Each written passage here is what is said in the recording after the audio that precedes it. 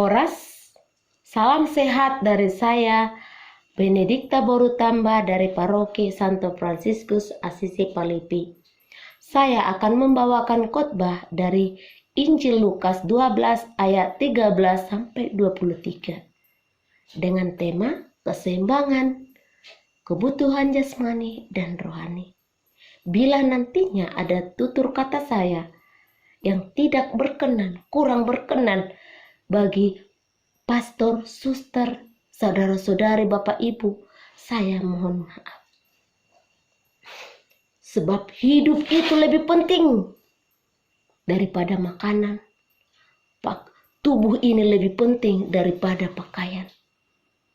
Saudara-saudari yang dikasihi Tuhan, kalimat ini dalam perikop menegaskan bagaimana seorang beriman menyikapi kebutuhan jasmaninya dan rohaninya untuk kesejahteraan hidup. Bagaimana kita menyikapi, memenuhi kebutuhan ingin bahagia, ingin sejahtera, tetapi dengan koridor firman Tuhan. 3 gambaran karakter yang saya temukan dari bacaan Injil itu. Yang pertama, keinginan berlebihan ingin memiliki warisan atau harta. Keinginan yang berlebihan ini sehingga memicu beberapa sikap yang harus dilakukan. Pastinya mencari keadilan. Yang kedua, sikap ketamakan dan ketergantungan kepada harta duniawi. Dengan harta duniawi yang lebih diutamakan, lupa harta surgawi. Ketamakan itu muncul seperti menggarut, untukku. Istilah orang Bataknya menyatakan, merdeba tahun arta pertibi. Hati dan pikiran, rencana-rencana fokus kepada harta, kepada duniawi. Tidak lagi menyempatkan diri untuk rohaninya, kebutuhan imannya. Dan yang ketiga itu, kesombongan atas kesuksesan. Dia merasa apa yang dimilikinya, kekayaan yang sudah diperolehnya adalah kekuatan diri sendiri. Karena awalnya dia egois tamak, sehingga dia mulailah sombong yang melonjak hingga lupa daratan. Dengan ketiga karakter ini, Yesus tegas sampai 3 kali menyebutkan kata hidup dalam perikop. Dan 3 pesannya. Yang pertama itu,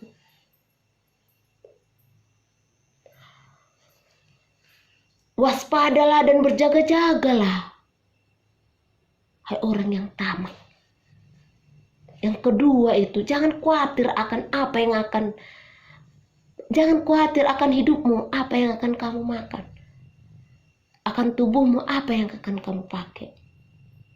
Dan yang ketiga itu, sebab hidup itu lebih penting daripada makanan. Tubuh lebih penting daripada pakaian.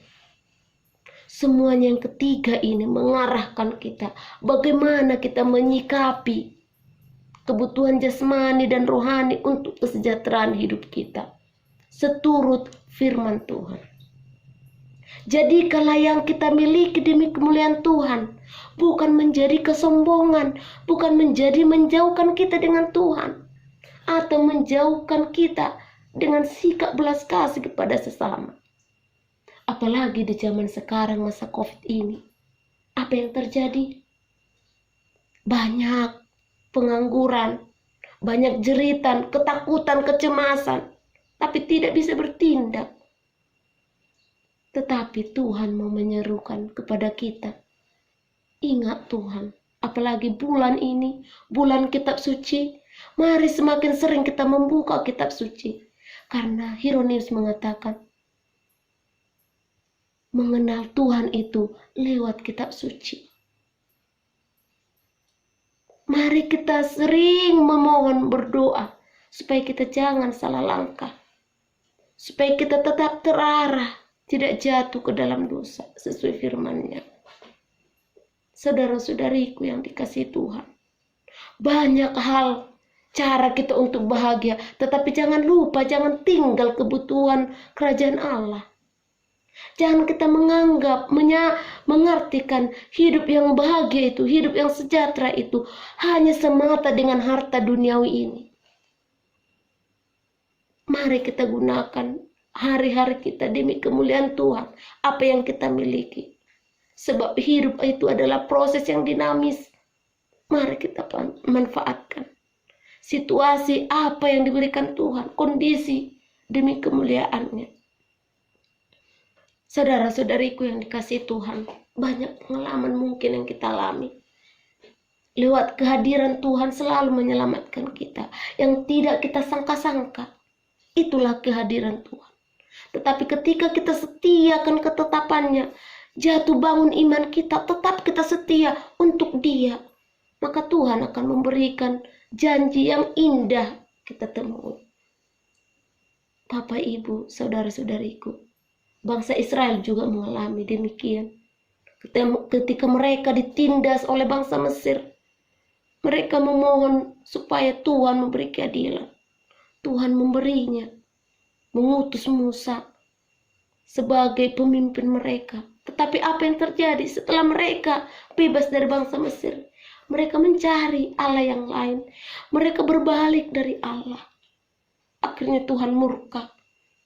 Tetapi Tuhan baik lagi, tetap menerima pertobatan mereka. Tuhan tetap memberikan yang terbaik bagi bangsa Israel, sehingga mereka terpilih bangsa pilihannya. Demikian dalam hidup kita. Yang penting kita setia dan tetap kembali kepada Dia. Allah Maha Rahim, Allah yang Maha Baik. Mari Bapak, Ibu, saudara-saudariku yang dikasihi Tuhan, ketika kita mengalami keterpurukan iman, jangan terdiam, jangan mengalah, tetapi bangkitlah, bangkitlah. Ingat Tuhan itu Maha Baik. Jangan mau digoda setan sehingga jauh, sehingga tidak mau lagi kembali kepada Tuhan. Hidup kita ini adalah milik-Nya. Pastinya kita akan selalu diperhatikan.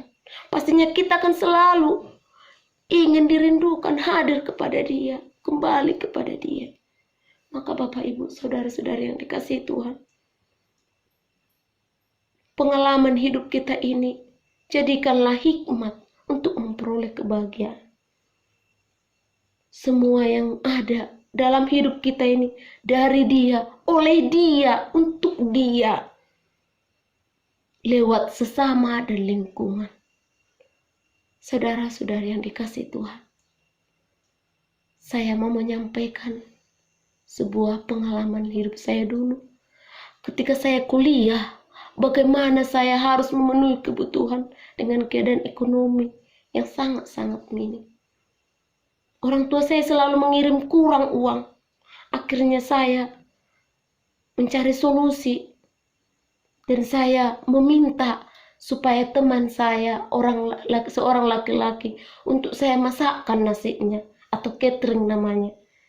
Dan dengan itu saya bisa memenuhi, membantu kebutuhan yang saya butuhkan selama kuliah. Pendek cerita, dia tamat. Situasi itu tidak bisa lagi. Padahal waktu saya menjadi catering, saya harus membagi waktu sambil mengatur waktu untuk kebutuhan itu dan untuk kebutuhan iman saya. Akhirnya Tuhan menyelamatkannya, memberikan kesempatan. Dengan begitu juga waktu menyusun skripsi, saya harus menginap, saya harus pergi ke rental untuk mengerjakan. Tuhan membantu saya hingga sampai jam 3 mau saya bermalam. Tuhan membantu. Dan saya sempatkan lagi untuk misa. Tuhan membantu, mengajarkan saya, mengingatkan saya. Akhirnya selesai juga studi saya. Bapak, Ibu, saudara-saudara sekalian, ini semua pengalaman iman ini bukan menyatakan kehebatan kita, tetapi Tuhan itu Maha Baik. Mari saudara-saudari, ingat Tuhan itu Maha Baik, Maha Rahim bagi kita. Semoga kita semakin teguh memanfaatkan bulan ini, semakin mendekatkan dengan Tuhan. Semoga. Amin.